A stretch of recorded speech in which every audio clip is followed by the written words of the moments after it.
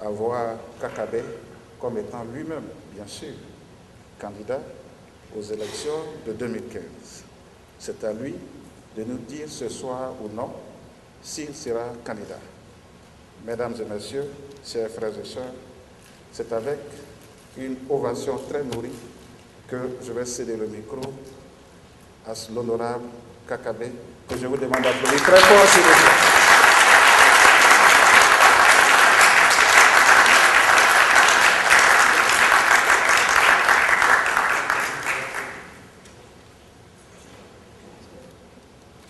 Je voudrais commencer par vous présenter mes excuses pour le léger retard avec lequel je suis arrivé sur ces lieux. Je souhaite que vous me le pardonniez, c'est à mettre aussi au compte de ce que je viens pour la première fois à New York et donc il fallait chercher ses repères. Ceci étant, je voudrais vous saluer et vous remercier, tous autant que vous êtes, Ivoiriens et Ivoiriennes, qui avez accepté de nous faire l'insigne honneur de vous déplacer ce soir pour que nous puissions échanger sur notre pays, la Côte d'Ivoire. Mais vous me permettrez d'abord de dire infiniment merci à monsieur et madame Koné Charles, qui nous ont accueillis et grâce à qui nous sommes arrivés là maintenant. Je voudrais le saluer. Monsieur Koné, j'ai tenu à le saluer parce que son nom nous rappelle un autre nom qui est plein, chargé d'histoire. Koné Samba, pour nous qui sommes les petits-fils du président Houphouët, qui voulons suivre ses traces, nous devons savoir qu'il n'y a pas de présent, il n'y aura pas d'avenir s'il n'a pas eu de passé. Et le passé de la Côte d'Ivoire, qui est étroitement lié au passé du PDCI-RDA, nous conduit directement dans le Zinkomwe à Dembokro, où il y a eu ces événements de martyrs menés par un certain Samba Koné, qui sont pour nous les héros de l'histoire de la Côte d'Ivoire. Et quand nous avons la chance d'avoir un de ses enfants, eh bien, parmi nous, on ne peut que saluer sa présence et saluer aussi la mémoire de tous ceux qui, comme Samba Koné, autour du président Houphouët, ont permis à notre pays d'être ce qu'il est aujourd'hui. Je voudrais enfin saluer et féliciter mon jeune frère, Fagma Emmanuel, avec toute son équipe. Un garçon que je découvre pour la première fois, même si il semble que nous avions milité par le passé ensemble dans le mouvement, le MNG. C'était le moment de l'euphorie. On voyait beaucoup de personnes. Je n'avais pas fait attention à sa silhouette, mais je le découvre pour la première fois. C'est donc sur Internet que nous nous sommes connus, parce que nous avons partagé les mêmes idées. Grâce à lui donc, je suis là aujourd'hui. Oh, c'est vrai que cette rencontre a été précédée de beaucoup de nuages.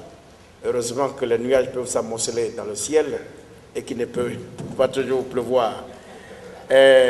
Avec lui, je voudrais saluer la présence de nos amis, nos frères du FPI dans cette salle et présenter mes regrets à mon aîné Alain Toussaint, qui a appris comme par hasard que j'étais là et qui était de passage et qui a tout fait pour que nous puissions nous voir. Malheureusement, c'est la mort dans l'âme que ce retard n'a pas permis cette rencontre. J'ose espérer que nous nous reverrons plus tard, peut-être en Europe. Ce n'est que partie remise. À vous autres, docteurs également, nous avons souvent des débats très riches sur les antennes. Aujourd'hui, physiquement, je mets un visage sur le nom. Je voudrais vous remercier également de l'honneur que vous nous faites en acceptant de venir. Quant à vous, mon frère Jacques Roger, je veux dire tout simplement merci. Merci pour tout. Merci pour tout ce que tu as pu faire. Tu as pu mettre en œuvre pour dissuader les forces du mal. Malheureusement, ceux qui agissent ainsi semblent, de mon point de vue, ne pas connaître le PDCI-RDA. On ne peut pas être à un niveau de responsabilité aussi sérieuse et importante dans la chaîne de décision d'un parti comme le PDC-IRDA et ignorer la philosophie de base du PDC-IRDA. Le PDC-IRDA, c'est l'ouverture sur l'autre, c'est l'esprit de pardon, de dialogue. Mais c'est le refus de pardonner, de dialoguer, de s'ouvrir à l'autre qui a conduit notre pays là où nous sommes aujourd'hui. Mes chers amis, je suis venu en ce qui me concerne cet après-midi pour rencontrer des frères ivoiriens, peu importe leur religion, peu importe leurs convictions politiques. Notre pays, la Côte d'Ivoire, est gravement malade, est sérieusement malade.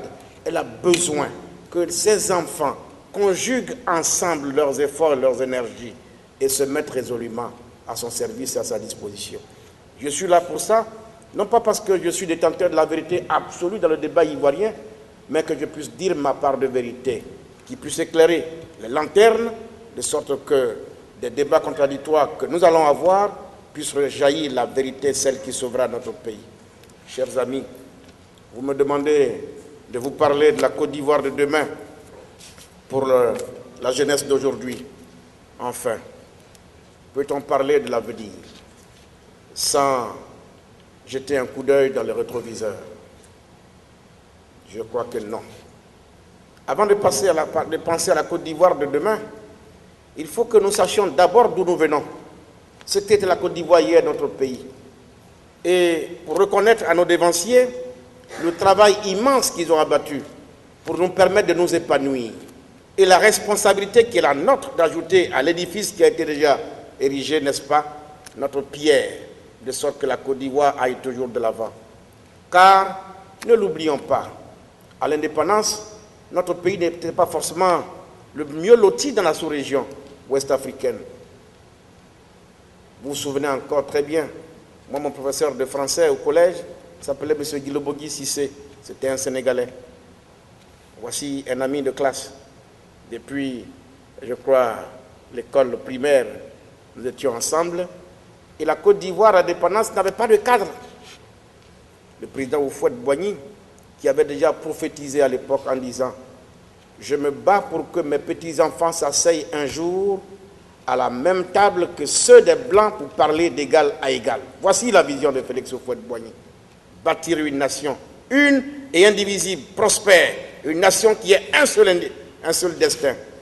Parce qu'il a hérité d'une mosaïque de tribus, 60 tribus au total en Côte d'Ivoire. Et il fallait faire en sorte que ces 60 tribus acceptent une communauté de destin sans qu'une seule tribu ne se considère au-dessus des 59 autres. Et dans une gestion harmonieuse, ce qu'il appelait lui-même la géopolitique, où Houphouët-Boigny va conduire les Ivoiriens vers justement la création donc de la mise en place de ce creuset pour bâtir cette nation. Mais pour développer un pays, il faut des intelligences, il faut l'instruction, il faut l'intelligence.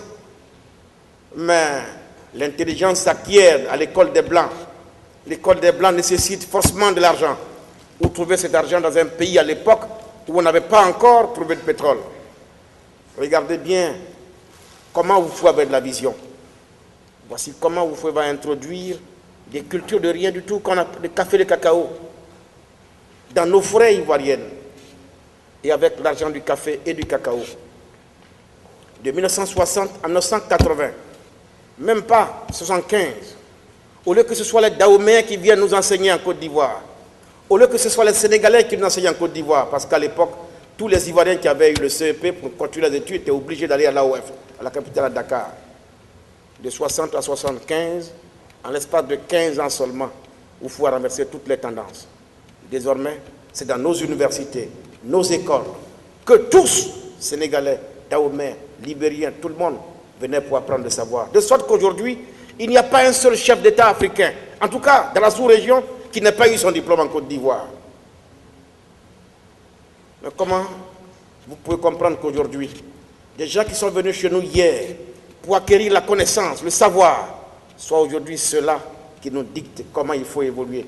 Parce que tout simplement, depuis la mort du père fondateur, alors même qu'il nous avait mis constamment en garde contre la guerre, nous avons choisi de ne plus construire la Côte d'Ivoire, mais de nous abonner aux querelles inutiles, jusqu'à aller faire la guerre, couper le pays en deux, et depuis bientôt une vingtaine d'années, on en souffre, on a du mal à s'en sortir.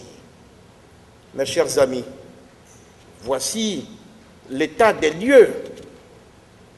Oufou a bâti ce pays-là, il en a fait un modèle de stabilité dans la sous-région, envié de tous. La Côte d'Ivoire, notre terre d'accueil, terre d'hospitalité, grenier de la sous-région. Tout le monde y venait pour avoir à manger. Quand on fuyait la guerre au Liban, c'est chez nous en Côte d'Ivoire qu'on trouvait la paix et l'asile, pour prospérer, pour s'épanouir. Et croyez-moi, Oufou était jaloux. Il ne voulait jamais que ses enfants sortent de la Côte d'Ivoire. Quand il lui plaisait de donner les moyens pour aller faire des études, vous pouvez veiller à ce que chacun retourne en Côte d'Ivoire pour s'occuper de son pays, pour investir ce qu'il a appris ailleurs et bien faire avancer la Côte d'Ivoire. Aujourd'hui, je suis obligé de parcourir le monde parce que les Ivoiriens sortent de la Côte d'Ivoire, puisque non seulement notre pays n'est plus stable, il fait la guerre, et bien depuis une vingtaine d'années, il n'offre plus de perspectives d'emploi à ces jeunes. Nous sommes obligés de sortir. Et aujourd'hui, la diaspora ivoirienne est extrêmement importante. Elle ne peut pas être négligée. C'est un atout majeur que nous devons savoir exploiter au profit de ce que c'est que le développement de notre pays.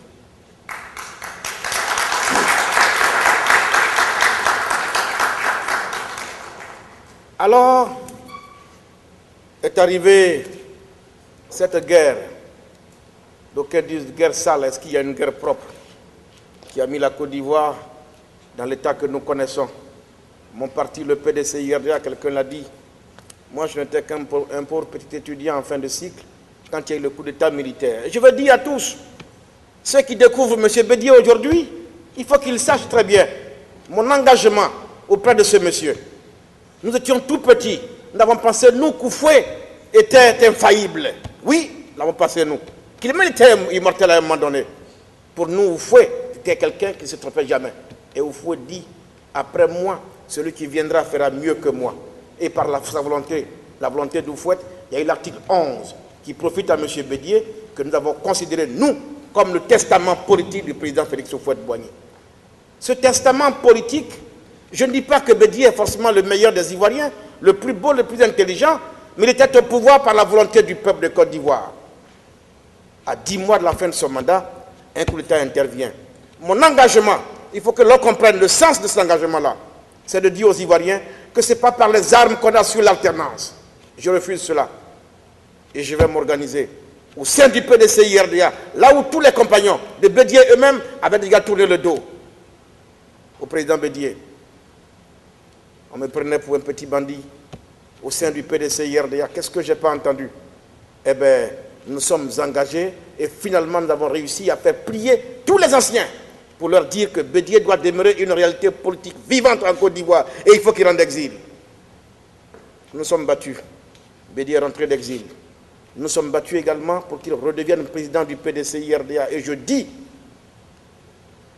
il faut que ce monsieur-là qui a été chassé par les armes, eh bien, qu'on lui donne une seconde chance de se présenter face au suffrage des Ivoiriens. Parce qu'il appartient au peuple de Côte d'Ivoire et à lui seul, souverain, de dire si, oui ou non. Il accorde sa confiance à X ou Y. Le jour où M. Bédié est battu, si vous voulez récupérer tous mes vieux discours, je ne suis pas un homme politique qui parle pour que son discours le rattrape demain. Dieu m'a toujours fait grâce de m'inspirer des propos qui ne me mettent pas en difficulté dans ma vie. Et je dis, et vous pouvez fouiller dans ces journaux qui aujourd'hui m'attaquent au quotidien, que le jour où il plaira aux Ivoiriens de dire qu'ils ne veulent plus de Bédié, je l'accompagnerai d'Aoukro. Ça, je ne le dis pas aujourd'hui. Je ne suis pas attaché à un homme, je suis attaché à mon pays, la Côte d'Ivoire. Les hommes passent, le pays demeure.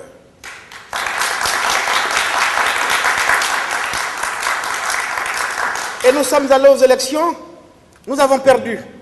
Le PDCI-RDA, quand nous chantons notre hymne du parti, on dit, et après on dit, PDCI toujours premier, PDCI toujours premier. Lequel de nous, les militants du PDCI, peut aujourd'hui dire PDCI toujours premier? On est troisième, il faut l'admettre. C'est la réalité du terrain aujourd'hui, il faut l'admettre. Comment s'organiser pour rebondir? Pour rebondir. Alors, les élections de 2010 ont été organisées dans un contexte particulier, difficile. Pays coupé en deux, les armes partout. C'est le président Gbagbo qui disait d'ailleurs une fois pour nous narguer, vous n'avez pas de territoire, taisez-vous. Vous n'avez pas d'armes, taisez-vous. Nous, PDC, RDA. Bon, voilà comment on allait aux élections. Sans territoire, sans armes. On a fait les élections. Et nous-mêmes, nous avons dû à un moment donné Malheureusement, avec vous, on ne peut pas, quand il y a des caméras comme ça, on ne peut pas parler. Voilà, on ne peut pas parler. On ne peut pas parler. Oui, parce que nous avons besoin de nous parler pour sauver la Côte d'Ivoire. Pas devant le monde entier, nous avons besoin de nous parler anti-ivoiriens. Or, en face des caméras, nous parlons devant les Ivoiriens, tout le monde entier. Ce n'est pas tout ce que nous avons à dire chez nous qui doit être sûr de tout le monde, malheureusement. Où est-ce que je veux dire? Parce que c'est comme ça qu'on devient efficace. Mais on retient que nous avons été troisième. Et comme nous tous, nous voulions voir partir M. Gbagbo, alors on a créé ce qu'on appelait nous-mêmes le RHDP. C'est quoi le RHDP? Le président des 4 partis, si vous regardez bien, paix à son âme, Robert Gueye, n'était rien d'autre que le chef d'état-major du président Houphouët. Alassane Ouattara lui-même n'était rien d'autre que le premier ministre du président Houphouët. Henri Konan Bédié, président de l'Assemblée nationale. Mabry Touakes, docteur Mabry était le président des étudiants PDCI, MESI. Et donc, c'est tout ce monde-là qui va décider de se mettre ensemble pour chasser Gbagbo démocratiquement. Et on va créer le RHDP. On crée le RHDP. La règle, d'ailleurs la seule règle que nous connaissons, puisque les autres ne sont pas connus, d'aucun militant, c'est qu'au premier tour, chaque parti politique présente un candidat. Au second tour, celui qui est mieux placé a le soutien des 3 autres. Voici comment, en application de ces accords que nous avons passés entre nous, en 2010, M. Alassane Ouattara passe au second tour avec M. Gbagbo et M. Bédié nous demande, conformément à ce qu'on a écrit, de soutenir le candidat qui passait au deuxième tour, Alassane Ouattara du RDR. Et ensemble, on l'a soutenu. Ces textes n'ont pas été modifiés. Ces textes n'ont pas changé. Ils restent encore en l'état si le RADP tient toujours. Et puis voilà que 2015 arrive, nous savons très bien que chaque 5 ans, notre constitution nous fait obligation d'aller à des élections. Au moment où on doit se préparer à aller à ces élections, eh bien, tranquillement, il y a un faux débat qui surgit, eh bien, qui veut que Alassane Ouattara soit le candidat unique du RHDP. Je dis non. Il faut qu'un jour en Afrique, nous acceptions d'appliquer les textes qu'on se donne.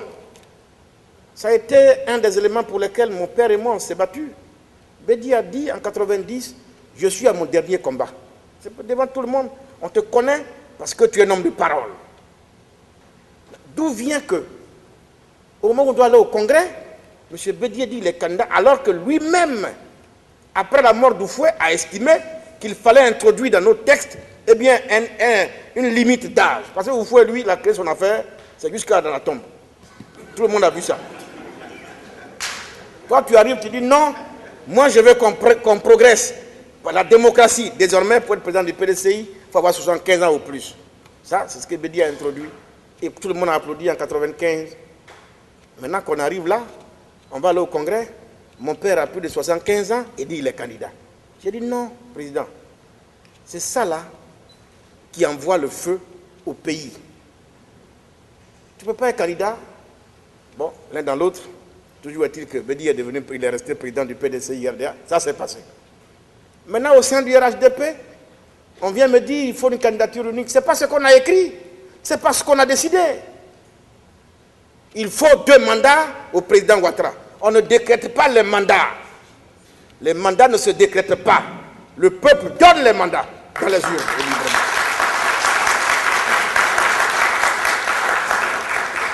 Et on veut me présenter, me faire passer pour quelqu'un qui est opposé au président Ouattara. Mais pourquoi? Du temps où je battais sa campagne entre les 2 tours des élections, je n'étais pas opposé à lui. Je n'étais pas une top. C'est maintenant qu'on découvre que ma mère est Dida, ce qui est vrai. On va dire que je suis né à Lakota, et alors? Est-ce que chacun de nous a choisi le ventre de la femme dans lequel il devait naître? Non. Mon père, il lui a plu d'aller prendre une femme Dida alors qu'il est bagoulé. Mais j'en suis fier. J'en suis fier. Et d'où vient que ces choses-là interviennent dans le débat politique dans un pays civilisé et démocratique? Y a-t-il une tribu en Côte d'Ivoire qui se croit supérieure à une autre? Non, Kakabe est une top. Il est opposé à Alassane Ouattara. Je ne suis en rien opposé à l'homme. Je dis, appliquons les tests qu'on se donne. Et je dis, je milite pour que le PDCI-RDA, pour l'instant, le seul parti capable de réconcilier la Côte d'Ivoire et les Ivoiriens, parce qu'on est entre nous ici là, mes frères du FPI, leur parlent avec le RDA, ils savent depuis ça vient d'où. Ils étaient les premiers à s'associer en 94, 95, après la mort d'Oufoué, en front républicain, contre nous. Ils ont fait le boycott actif. Tout le monde sait. Mais à l'époque, nous, le sens du pardon, quand il y a eu le boycott actif, il y a eu des morts, il y a eu des déplacements, des populations à Gagnoa. Vous vous souvenez? Gbagbo lui-même est venu un moment pour dire, n'arrêtez pas les pauvres gens, je suis le père du boycott. Bédié aurait pu l'arrêter. Mais Bédié savait très bien qu'arrêter Gbagbo dans ces conditions, ça allait créer plus de problèmes à la Côte d'Ivoire que ce qu'on a déjà connu, il n'a pas touché. Vous voyez la lucidité des dirigeants. J'en parle aujourd'hui, non pas par hasard, parce qu'on est arrivé à un stade où nos dirigeants ivoiriens aujourd'hui doivent savoir faire preuve de pardon. L'histoire, ce n'est rien d'autre que la répétition des faits. Et le FPI et le RDR ont ce conflit récurrent qu'il faut qu'on règle. On a aidé Ouattara être président de la République. J'ai dit au président Bédié, eh bien, il te prend comme son grand frère. Tout le monde dit que tu es le président du conseil d'administration de la Côte d'Ivoire, c'est une bonne chose. Mais il faut que tu dises à ton jeune frère que le PDCI-RDA n'est pas un parti de vengeance. Sinon, toi-même là, revenu de Paris après le coup d'état militaire, tu ne réparais à personne. La guerre est terminée. Maintenant, il y a eu des morts, c'est vrai. Mais pour la mémoire de ces morts, il faut créer les conditions de l'épanouissement des vivants. Or, on ne peut se mettre au travail que si on est réconcilié. Chez nous, en Côte d'Ivoire, dans nos villages, quand on parle de l'arbre à palabre, de quoi s'agit-il? On ne réconcilie que deux personnes qui sont en conflit ou qui sont en palabre. Mais pour les réconcilier, eh bien, le chef est assis et on fait asseoir les deux. Vrai ou faux? Mais si vous chassez un qui est en prison, un, il est là, c'est avec lui seul que vous faites la réconciliation. Si l'autre est frappé, il est tué, avec qui vous faites la réconciliation? Il faut que les deux soient là. Les deux sont assis, on procède à la réconciliation. On nous dit, il faut la justice, parce qu'on ne veut plus d'impunité. Oui, c'est un choix. Je ne suis pas contre ça. Tous ceux qui tuent doivent payer. Parce que Dieu donne la vie, il appartient à Dieu, et à Dieu seul de prendre la vie à qui il veut, quand il veut. Nul n'a le droit. Nul n'a le droit d'ôter la vie à autrui pour des convictions politiques. Les Ivoiriens ont donc besoin de savoir la vérité sur les événements que nous avons connus. Pour cela, on parle de justice, mais dans ce cas-là, il faut une justice équitable, une justice pour tous. Oui, après notre élection en 2010, le président Alassane lui-même l'a dit une fois, eh bien, je ferai en sorte qu'il y ait de la justice pour tous.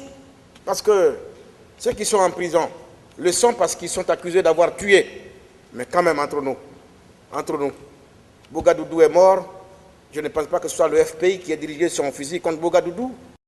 Dali Oblé, c'est aussi des morts. Il faut que nous sachions la vérité sur toutes les morts en Côte d'Ivoire. Que tous ceux qui ont tué soient punis. Si c'est la voie qu'on choisit. Mais cette justice, elle doit être au service de la paix sociale, de la réconciliation, puisque sans la paix sociale, sans la réconciliation, plus rien n'est possible en Côte d'Ivoire. Et autour de nous, on l'observe. Nos amis, nos voisins n'attendent pas. Et ils se développent. Allez-y ailleurs. Regardez ce qui se passe autour de nous. Notre pays ne bouge plus. Notre pays recule. On a le devoir. Nous sommes condamnés à faire en sorte que la Côte d'Ivoire se retrouve. Il faut qu'on se parle. La réconciliation dont la Côte d'Ivoire a besoin ne peut pas être un vain mot. La réconciliation dont la Côte d'Ivoire a besoin doit être le fruit d'un comportement quotidien de chaque citoyen. M. Bani Charles seul ne peut pas réussir la réconciliation en Côte d'Ivoire. Il faut que chacun de nous prédispose son cœur à aller au pardon. Et c'est tous les jours que nous allons à l'église, tous les dimanches, à la mosquée, et nous récitons toujours notre Père. Pardonne nos péchés comme nous pardonnons à ceux qui nous ont offensés. Et ne nous soumets pas à la tentation. Et quand on sort de là, on est incapable de pardonner. Et je tiens ce discours-là. On dit, oh, il est FPI. Va prendre ta carte au FPI. Est-ce que j'ai besoin, moi, de prendre ma carte au FPI dire ce qu'il faut pour que la Côte d'Ivoire se retrouve. En 2010, tout le groupe parlementaire PDCI-RDA était à la solde de la rébellion.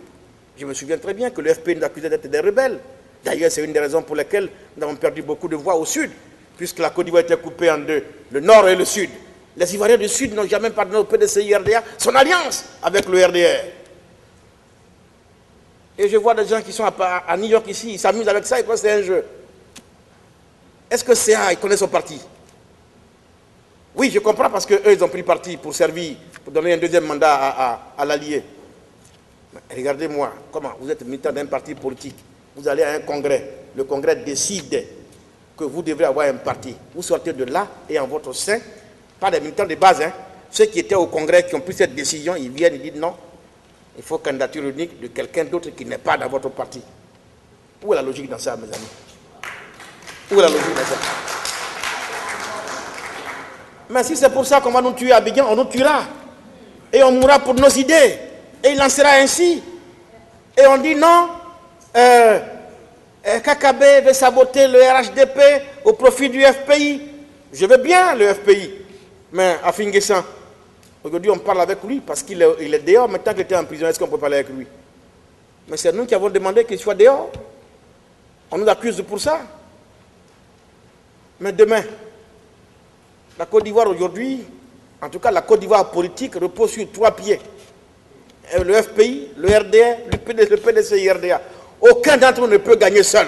Ça c'est connu. Et plus personne ne peut dire qu'il a gagné des élections en Côte d'Ivoire au premier tour. Ce n'est pas possible. Il ne faut pas qu'on rêve. Et je le dis en connaissance de cause. Et je préviens tous nos adversaires. Et c'est pour ça qu'on veut mettre en place des CEI qui soient des instruments à la solde des candidats pour aller décréter autre chose que ce que le peuple aura décidé. Ça va se passer comme ça. Ça va se passer comme ça. Depuis 1990, les Ivoiriens ont dit à Oufoué, on veut revenir au pluralisme politique.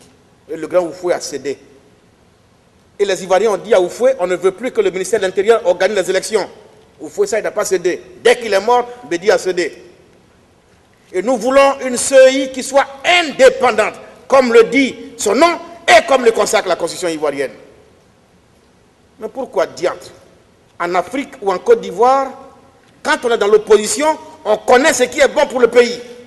Mais une fois qu'on est au pouvoir, on oublie tout ça. Le RDR, là, en 1994, ils avaient fait des propositions, mais des plus pertinentes sur la CEI. Je leur demande de sortir dans leur tiroir les propositions de 1994. Maintenant, on veut une CEI qu'Alassane doit contrôler, composée d'abord de son représentant, lui. Depuis quand on va à une élection, un des candidats a son représentant dans la CEI, pendant que les autres n'y ont pas leur représentant. Et puis on dit, bon, on peut l'accepter, mais à condition que celui-là n'ait pas de voix délibérative, qu'il ne vote pas. On dit non. Non seulement il peut voter, mais lui il peut être président de la CEI. Alors on dit, il y a un match de football, la Côte d'Ivoire est opposée au Brésil, il y a une coupe qui est en jeu, et puis on dit, on prend un joueur brésilien qui va être l'arbitre, et puis nous on va accepter. Qui va accepter ça? Qu'on me dise qui va accepter ça? Et dans cette CEI, vous avez le représentant du ministre de l'Intérieur. C'est qui le ministre de l'Intérieur? Ahmed Bakayoko. Celui qui va envoyer là-bas, là, c'est pour aller faire quoi? C'est pour aller faire ce que lui il veut qu'il fasse. Et quand vous avez aligné tous ces hommes du président de la République dans la CEI, qu'est-ce qui reste? Bon, les Afinguessan pensent que c'est la solution, ils sont entrés, c'est pas grave. Mais de toute façon, c'est la CEI politique là, qui en 2010, la même CEI, a organisé des élections qui a entraîné la mort des Ivoiriens, mais il faut quand même qu'un jour, on puisse tirer les leçons des événements du passé aussi quand même, non? Si on veut le faire, et qu'on refuse de m'écouter, mais qu'on le fasse. Mais je suis convaincu, en âme et conscience, que cette CEI, sous ce format-là, c'est une bombe à retardement. C'est pourquoi ce soir, je ne vous dirai pas si oui ou non je serai candidat. Moi, je suis un soldat, je veux être un soldat au service du peuple de Côte d'Ivoire. Et un soldat, il ne recule devant aucun combat. On va avancer, on va apprécier les événements, on va regarder venir. Le moment venu, on saura bien ce qui va se passer dans ce pays. Mais on ne peut plus laisser prospérer la forfaiture. Pourquoi diantre? Nous fréquentons les mêmes universités que les Américains, les Blancs, Et puis à la pratique, nous sommes toujours abonnés aux bricoles en Afrique. Pourquoi? Est-ce que nous sommes condamnés du fait de la peau, de la couleur de la peau que nous avons? Mais les Américains, il y en a qui sont noirs aussi, non? Voici le problème de la Côte d'Ivoire. Notre problème, ce n'est pas l'histoire des candidatures uniques. Mes chers amis, mes chers frères, si nous étions aussi heureux chez nous, est-ce que nous serons nombreux à être à l'extérieur? On vous a dit que nous sommes une population jeune. Mais aujourd'hui, allez en Côte d'Ivoire, les vrais problèmes sont là. Notre école est en panne. Les Ivoiriens ne mangent plus à leur faim. Aujourd'hui, la Côte d'Ivoire, ce grand pays-là, une femme en donnant la vie peut trouver la mort. Vous vous imaginez des choses qu'on n'avait plus connues depuis 80, je ne sais plus. Aujourd'hui, votre femme est enceinte, elle doit aller accoucher, vous avez peur. À l'époque, c'est chez nous en Côte d'Ivoire que tous les grands malades venaient se soigner. Aujourd'hui, comme vous n'avez plus d'argent pour vous soigner, en France, vous allez où? En Tunisie ou au Maroc. En Tunisie ou au Maroc. Et quand vous avez la malchance que ça tourne mal là-bas, vous avez un corps à rapatrier, autant de dépenses. Le pays va mal. Parce que les Ivoiriens n'arrivent plus à se soigner. Et la situation est grave. Des maladies que nous ne connaissions pas à l'époque aujourd'hui. L'insuffisance rénale est devenue une denrée de tous les jours. Parce que dans un pays où il règne le désordre, où on n'apprend plus rien, s'il y a un domaine dans lequel on ne peut pas tricher, c'est la médecine, puisqu'elle porte sur la vie des hommes. Mais quand un médecin se trompe, c'est quoi le résultat? Et aujourd'hui, pour un oui ou pour un non, insuffisance rénale, attaque cardiaque, AVC, des choses auxquelles nous ne sommes pas habitués, nous en Côte d'Ivoire, le pays va mal, mes chers amis. Les jeunes Ivoiriens, maintenant ça vient de passer à 60 ans, l'âge de la retraite. Mais il y a 5 ans, c'était à 55 ans l'âge de la retraite. Mais allez-y voir, téléphonez à Abidjan, vous allez voir vos amis, vos frères qui sont restés sur place. Ils sont les plus nombreux qui ont atteint 40 ans, 45 ans, même 50 ans, qui n'ont jamais goûté au bonheur d'un premier emploi. Mais dites-moi, chers amis, quelqu'un qui est né, qui a vécu jusqu'à 40 ans, 45 ans, qui n'a jamais travaillé et qui doit aller à la retraite à 60 ans, à quel âge il travaille, à quel âge il organise et il prépare sa retraite. Voici des gens qui sont nés retraités depuis le ventre de leur maman. Et c'est ça, vous savez, dans la vie, la chose la plus difficile de mon point de vue, la chose la plus difficile de mon point de vue, c'est demander. Demander, c'est la chose la plus difficile. Celui qui demande monnaie sa dignité tous les jours. Aujourd'hui, les Ivoiriens n'ont plus honte de demander. Au quartier, toutes les femmes sont obligées de demander le cube magie chez la voisine, le riz chez l'autre, l'huile, parce que tu ne peux pas faire autrement. On ne peut pas, un peuple ne peut pas vivre de mendicité non plus. Et pourtant, voici les vrais problèmes. Mais ça ne me préoccupe pas tous les jours quand vous ouvrez les journaux. Il faut que Ouattara ait 2 mandats. Il faut que Ouattara ait 2 mandats. Voici le débat en Côte d'Ivoire. Le plus important, non, c'est pas ça le plus important. Alors mes chers amis, c'est pour ça qu'on pense que je suis un danger pour la République. Parce qu'il y a une jeunesse aujourd'hui des Ivoiriens qui pensent que tout s'obtient par la force, les menaces. On doit Kakabe, il faut le menacer. Il est dangereux, il faut l'éliminer. C'est ça votre vocabulaire à vous. Vous voulez faire la politique? La politique, on ne vient pas là-bas pour trouver la mort. On ne vient pas en politique pour trouver la mort, bien au contraire. La politique est faite par l'homme pour l'homme. Et l'homme est au centre de la politique, de nos préoccupations à nous, militants du PDCI RDA. Mais à force d'en faire une sorte de mouroir, eh bien, tous les Ivoiriens en ont peur, ils s'en méfient, ils s'en éloignent, et ils ne croient plus au discours des hommes politiques en Côte d'Ivoire. La politique ivoirienne fait peur, parce qu'elle a pour conséquence la mort. Oui, vous arrivez à Abidjan aujourd'hui, vous trouvez les Ivoiriens, moi je ne fais plus politique. Ah non, moi je ne suis pas dans votre affaire. Et qui va la faire à votre place? Les autres. Ça ne peut pas continuer ainsi. Et il faut qu'un jour ou l'autre, ça prenne fin. De toute façon, moi je suis serein. Parce que il me semble que Gbagbo est à La Haye parce qu'on l'accuse d'avoir tué. Eh bien, tous ceux qui vont tuer iront aussi à La Haye. Tous ceux qui vont tuer iront à La Haye. La Haye n'est pas faite pour Gbagbo seulement. Elle est faite pour tous les tueurs. Et donc, en principe, si Gbagbo est le tueur en Côte d'Ivoire, dès lors qu'il n'est plus là, il ne devrait plus avoir de peur de mourir. Vrai ou faux? Si on a encore peur, c'est qu'il y a encore des tueurs qui sont là. Mais s'ils s'amusent à tuer, ils vont aller à La Haye.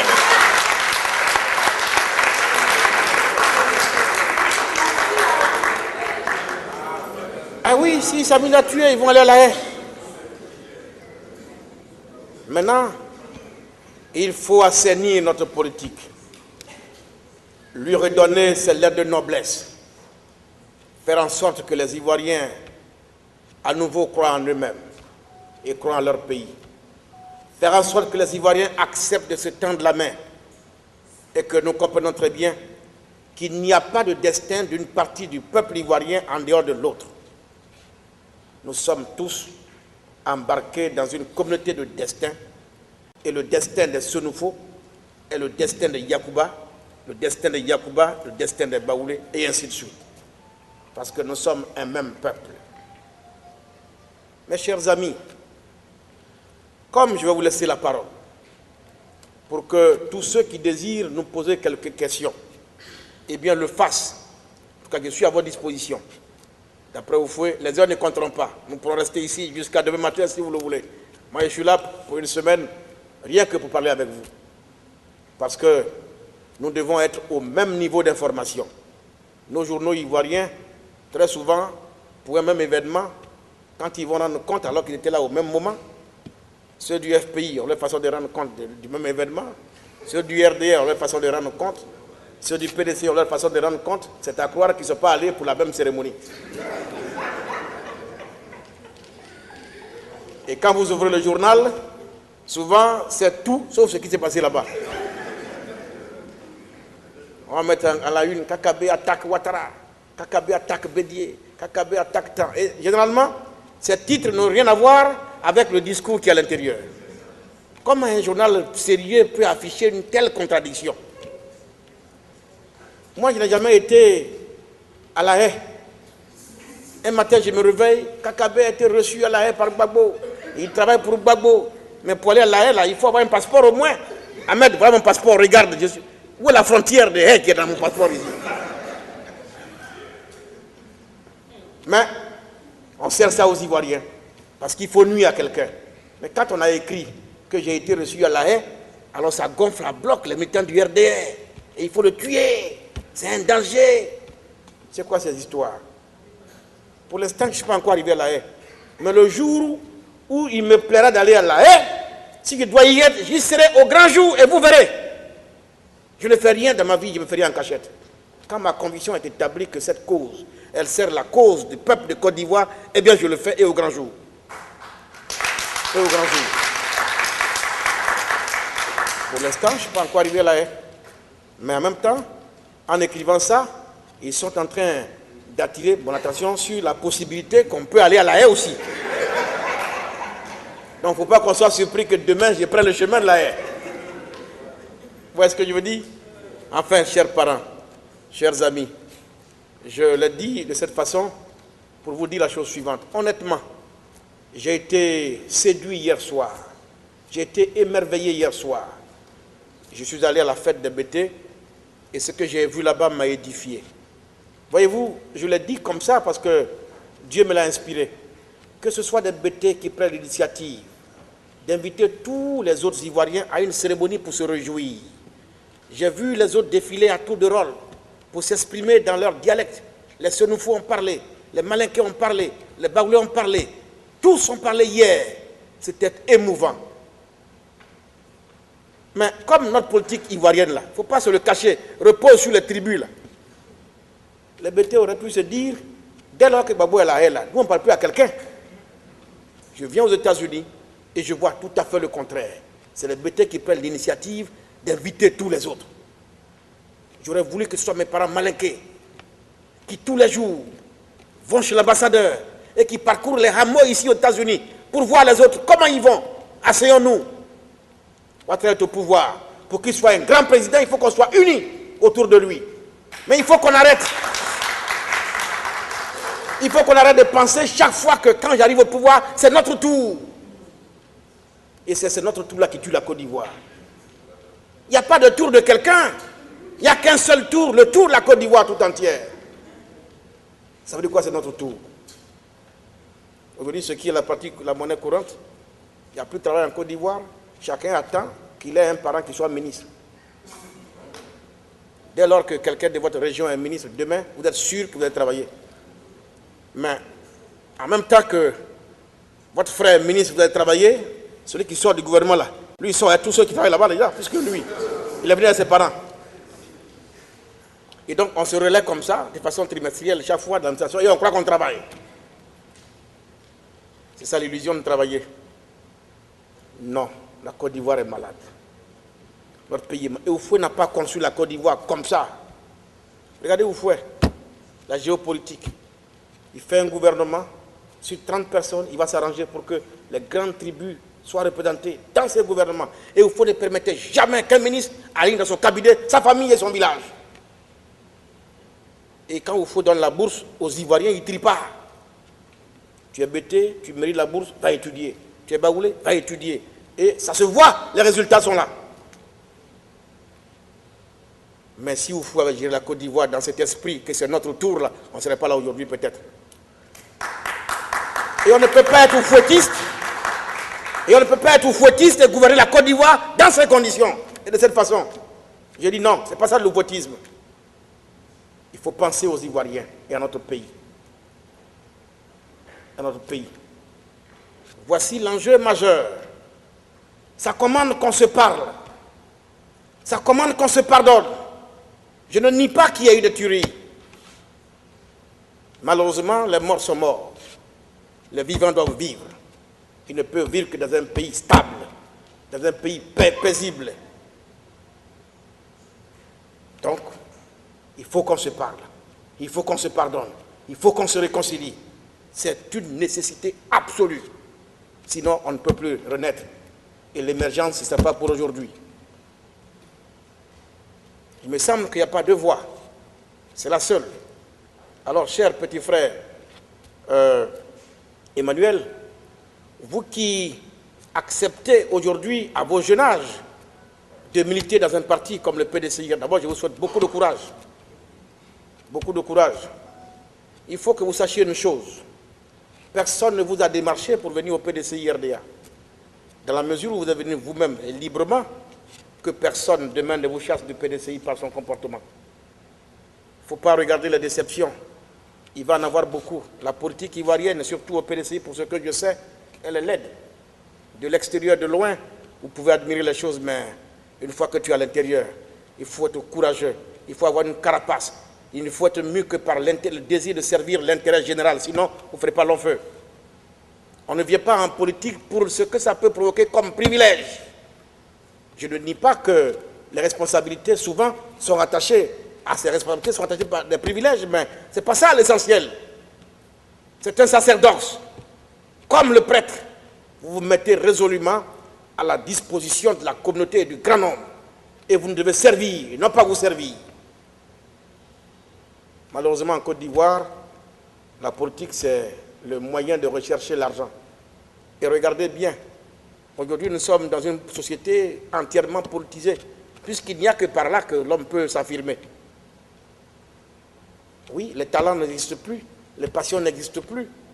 Nous, on était plus petits, on regardait à la télévision, vous avez ces vieux blancs, 77 ans, 80 ans, ils ont des lunettes en train de rechercher la cause de telle maladie, trouver les microbes, tout ça.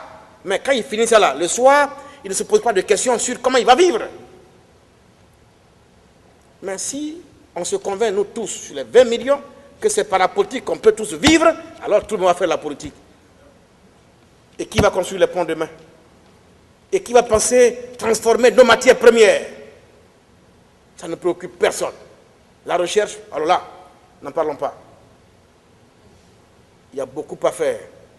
Donc c'est à juste titre que moi je pense que vous surtout qui avez eu la chance de sortir de chez nous, après une décennie, 10, 3, 4, 5 décennies ici aux États-Unis, en France, partout, vous avez eu cette chance de vous frotter aux grandes civilisations.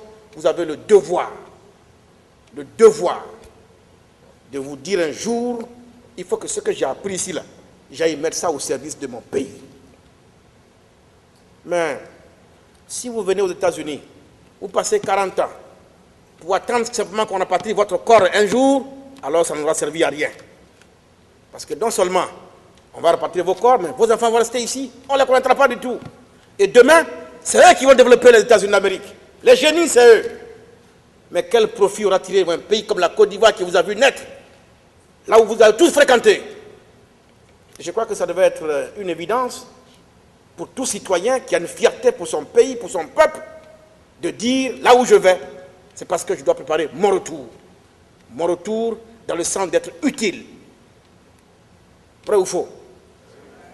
Et donc, il me semble que la prochaine fois que je viendrai ici, ce sera peut-être pour les campagnes, ce sera maintenant pour qu'on s'organise et qu'on dise, voici les projets que nous portons. En tout cas, je vous dis ce soir, que ce soit moi ou pas, le PDCI, mon parti, aura un candidat. Ça, c'est clair, c'est plus un débat. Parce que même, si par extraordinaire, malgré les décisions du Congrès, quelques-uns parmi nous arrivaient à faire dire que Alassane, le candidat unique du RHDP, ils m'ont rendu service. En ce moment, je peux vous dire, quand je vais reprendre la parole, vous allez m'entendre, que la voie est ouverte pour qu'on aille au palais. C'est tout. C'est tout. Je vous dirai pourquoi plus tard. Mais c'est l'équation la plus simple. Vous voyez? Bon, on attend notre convention. En tout cas, rien n'indique qu'elle va avoir lieu à la date prévue. Là, ce soir où je suis arrêté, là, on est en quoi? On est en août. Hein? Ah, on est en fin août, là. La convention, initialement, est prévue pour octobre. Il n'y a aucun signe qui indique qu'elle va avoir lieu en octobre. Déjà même lui, avant de venir, un aîné a dit, ah, la convention pourrait se tenir en 2015. Comme un parti qui doit aller à des élections en 2015, choisit 2015 pour tenir sa convention.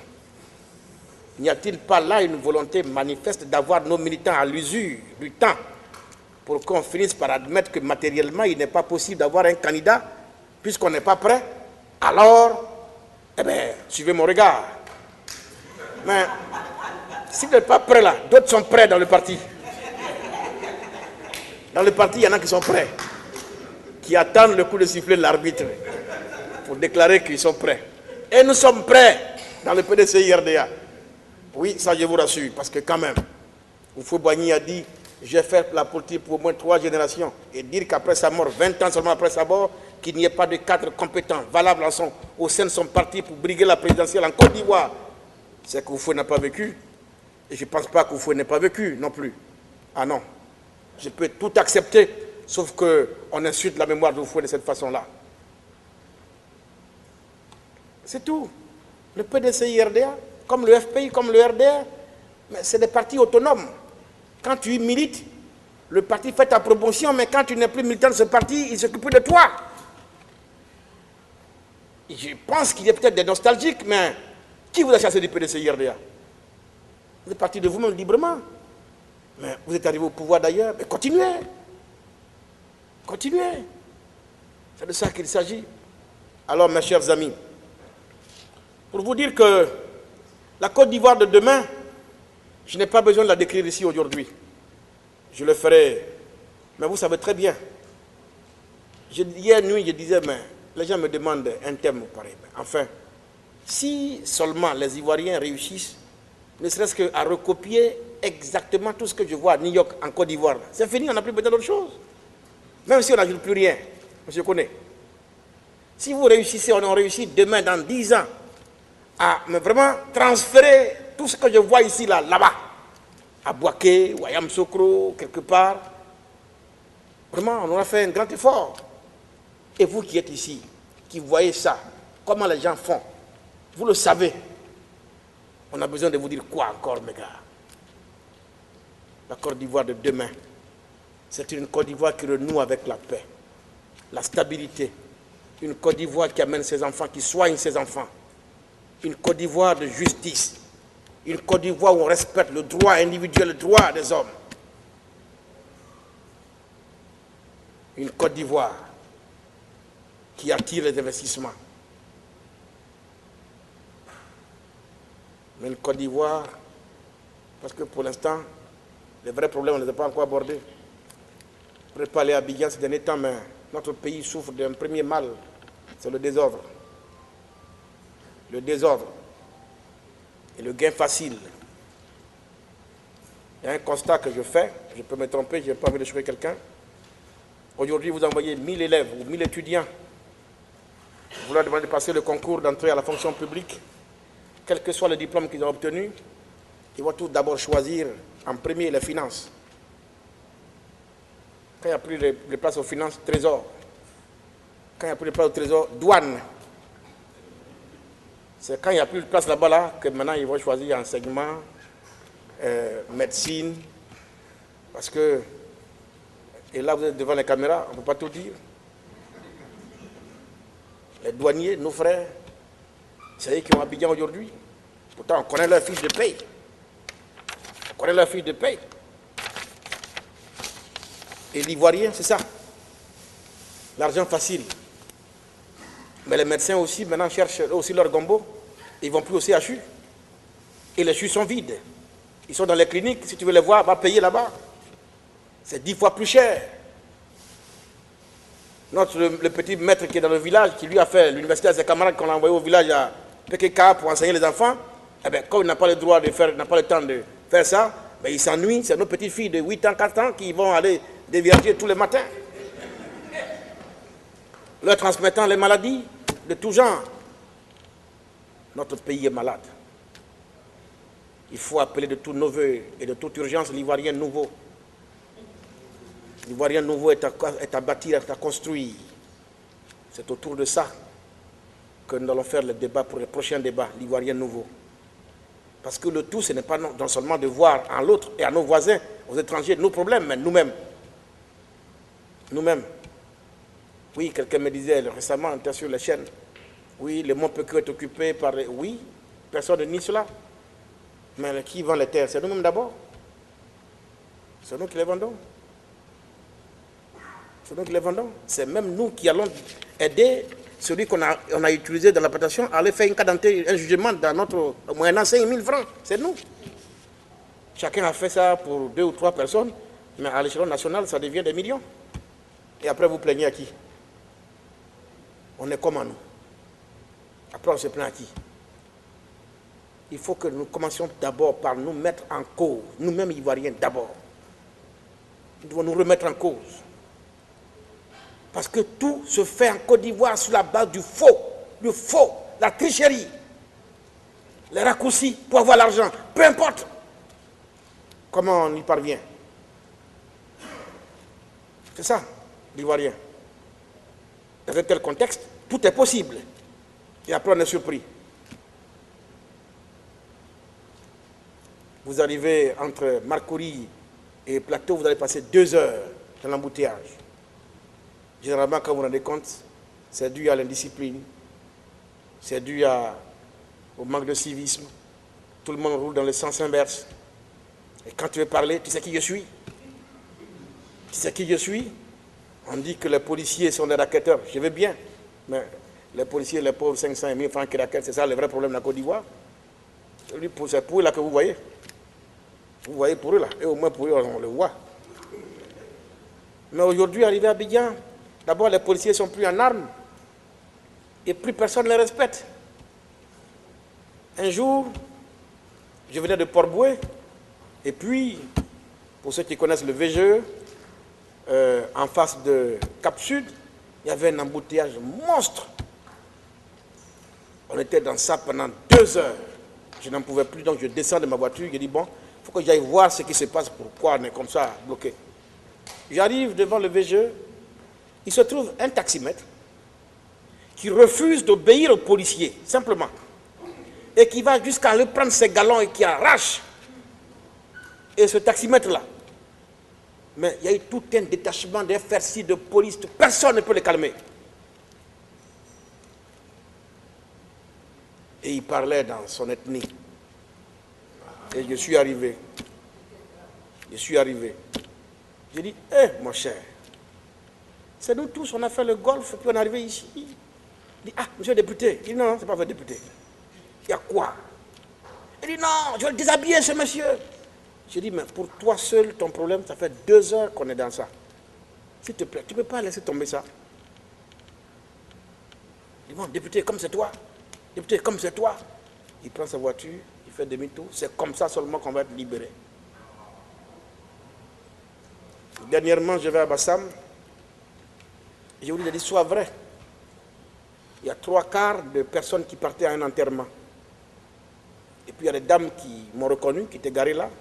Monsieur le député, il faut nous sauver. Il y a quel problème? Ça fait 1 heure, on accompagnait un corps. Peut-être même que les gens ont fini d'enterrer le corps, on est bloqué ici. Il dit, mais pourquoi? Il dit, ce monsieur, la gendarme là, a bloqué nos voitures. Ah bon? Et donc j'approche le gendarme. Vous savez, les corabillers ont toujours leur nom ici sur la poitrine, donc de loin vous pouvez lire. Je m'aperçois que c'est un Attié. Entre Attié et Dida, il y a le Touboué. Et donc, je lui lance un mot. Et il était, bon, serein, il ne parlait pas, il ne s'occupait pas de moi. Mais il était un peu âgé quand même. Donc j'approche, je dis, mais monsieur l'agent, quand même, je suis un élu, je vous approche, ben, un garde à vous au moins. Bon, il obéit, c'est moi au garde à vous. Je dis, bon, mais les dames là me demandent, il dit, il faut d'abord leur demander ce qu'elles m'ont fait avant de venir vers moi. Il avait l'air tellement sérieux que j'ai compris qu'il y avait un problème. Il dit, madame, qu'est-ce qui s'est passé? Elle dit, demande au chauffeur. Il dit, chauffeur, il y a quoi? Il dit, non, le gendarme là, il m'a sifflé, mais je ne me suis pas arrêté. Il dit, alors, mais pourquoi vous me fatiguez? Donc, ils étaient les 3 chauffeurs, mais évidemment, vous devez savoir leur identité. Je viens avec eux devant le gendarme. Je leur dis, mais avant que M. Ouattara ne soit président, là, y a-t-il eu des chauffeurs dans ce pays? Y a-t-il eu des gendarmes dans ce pays? Et le chauffeur, là, quand le gendarme siffle, il doit s'arrêter. Mais depuis quand on vous a dit, maintenant, ne vous arrêtez plus quand on vous siffle? C'est ça que vous apprenez à l'auto-école? Il dit non. Mais pourquoi vous n'avez pas de respect pour les policiers et les gendarmes? Pourquoi? Pourquoi vous faites ça? Demain, M. Ouattara sera plus président de la République. Si c'est un autre qui vient, comment vous allez faire? Non, patron, Sabari. Monsieur, pardon. Ce n'est pas question de pardon. Respectez les forces de l'ordre. Et le gendarme me dit, monsieur le député, le peu que vous venez de faire là, ça me suffit. Tenez la clé, je lui donne la clé pour qu'il s'en aille. Vous voyez un peu l'état d'esprit de l'Ivoirien d'aujourd'hui. On ne respecte plus personne parce que dans notre tête, c'est notre tour. C'est notre tour. Mais si encore c'est notre tour pour bâtir la Côte d'Ivoire, oui, c'est une bonne chose. On va applaudir. Mais tous ceux qui vont arriver à la tête de ce pays, avec l'esprit que c'est notre tour, ils échoueront et tous à tour de rôle. Parce que ce n'est pas comme ça qu'il faut conçu la gestion du pouvoir d'État en Côte d'Ivoire. Mes chers amis, je voudrais pouvoir ne pas vous tenir plus longtemps en haleine. Je vais donc m'arrêter là et vous remercier d'avoir consacré votre temps à m'écouter cet après-midi. Que Dieu nous bénisse. Vous l'avez découvert ici. Encore un hit que vous avez découvert. Ivoire TV. Ivoire TV.